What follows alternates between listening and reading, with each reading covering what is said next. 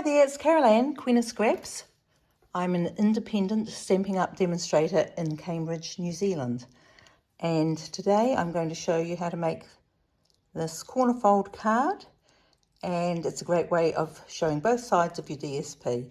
This is using the lovely free paper from Celebration. So, and I'm going to be using it in the card that I am going to demonstrate for you. So just put that to one side. So all the dimensions are going to be in the PDF, and they will be in metric. So here we go.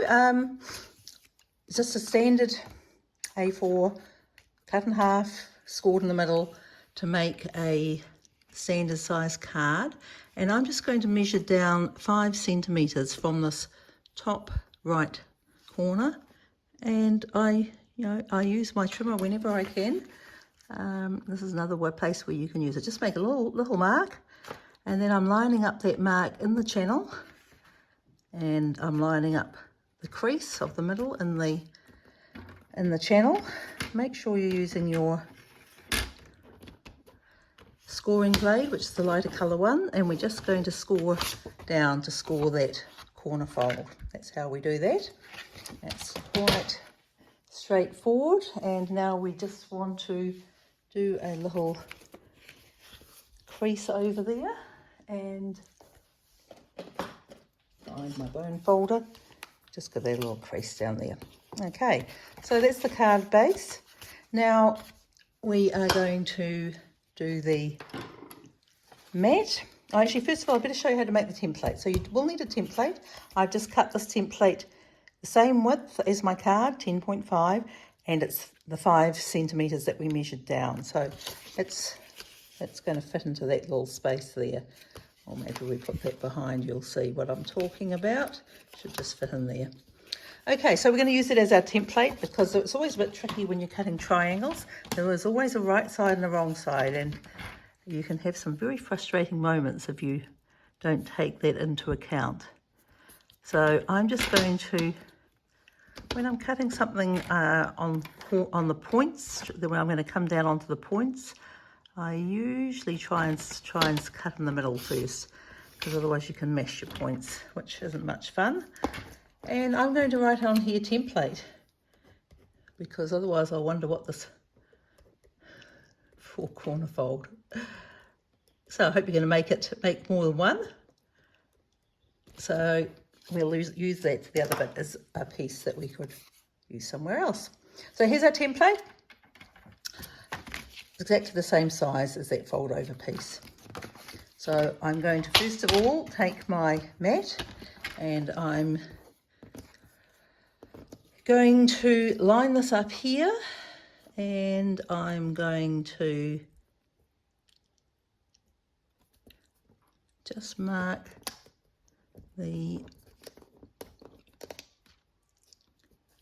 just going to line that up there, line that up there. So we're lining the point up with the top left-hand side, and we're just going to make a little mark here so we know where to cut. And again, we're going to be cutting, or actually last time we were scoring, weren't we? So again, line the point up, line the pencil mark. We will erase those pencil marks at some stage, and we're just going to Right, so I made a little error there, so just recapping here. We are using the template to mark where we are going to cut this, and we're going to just line the tip up there and line the top edge against the top there. Just put a little mark here where the cut's going to come. So then we're just lining it up on here. Remember, this one we're going to be cutting, not scoring. Just line the mark and the point into the channel there and cut that off. Now you're going to be using both these pieces, so just put that one aside for the moment. And you'll find when you come to slot this in here, it should just fit nicely, and it'll tuck under there. Okay, so now we've got those pieces cut. Now we need to cut our DSP. Isn't this lovely? This is, as I say, it's another piece from this one here from the Celebration freebie. You spend $120 and you can choose a free, $125, sorry. You can choose one of these. So I'm going to use the template again. Now, this is where we're going to line it up again here. And again, make a little mark. Just make sure it's straight on there because it's easy to get the angles wrong and that never looks that great. So this is not a standard size. It's 13.9 by 9.5. So, but as I say, all the numbers are going to be on your PDF, which will be linked. Okay. So that's the other side, and I'm going to be letting the other side show. So first of all, we're going to mat these two pieces together. We are going to have some more cutting, so don't put your trimmer away just yet. And you'll find I've designed this so that the bottom and the two sides will have the fine border, and this top piece will come. The top sliding edge will come all the way to the top. Hi, just having a few interruptions today. Please mind the breaks and intermission. So now we're going to stick this one in place. Oh, my glue is not coming out very smoothly, is it? There we go. So this one should just, as I say, should be even on the bottom and these sides, and should go just right up to the crease there. Okay, and then this piece, now when I put this in here, you'll see it's exactly the same size as the underneath bit, so we do have to cut it down. So the easiest way, and we're going to have to cut this paper down as well, so the easiest way I find to do that is just line this up so it's an even amount on.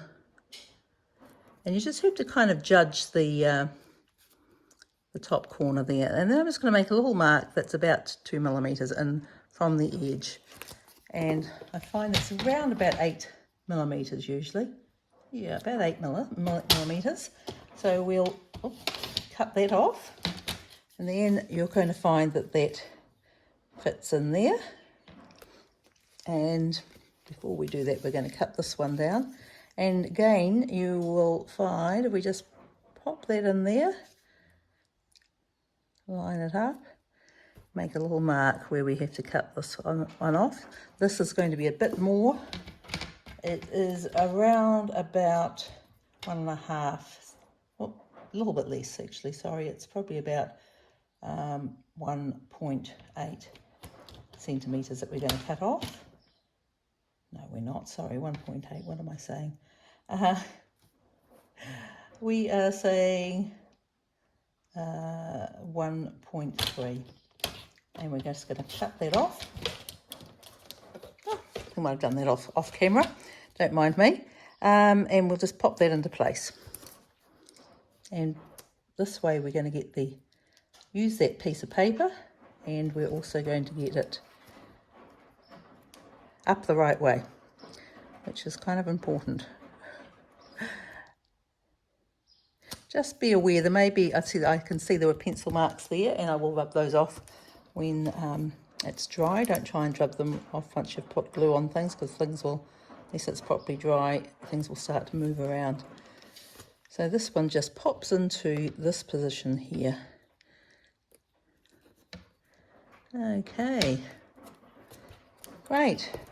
Isn't that lovely with that colour combination? That's the Melon Manbo and the Coastal Cabana. And to stick you could just stick this straight down, but I like to use my dimensionals. So I'm just going to put some dimensionals on here.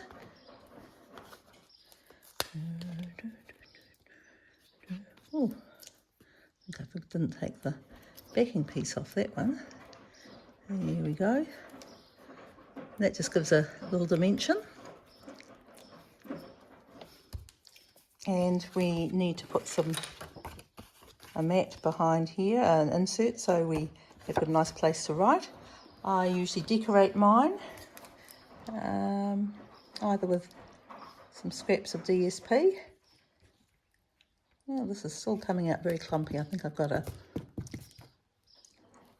clump on the end there. Right, let's pop this into place. And then that's just going to show behind there. And then we want some little embellishment or so to go in here. I think I'm going to use this little shape I've already pre-cut. And I'm going to use the little hello there, which is, this would be a nice cheerful hello card to get in the mail. What am I going to use on here? Maybe not the melon mambo. This colour looks like shaded spruce to me. Maybe it's pretty peacock. What do you think? I think it's pretty peacock. I'm going to use a pretty peacock. And I'll just stamp that. It's great with these clear stamps because we can see exactly where the stamping's going to go.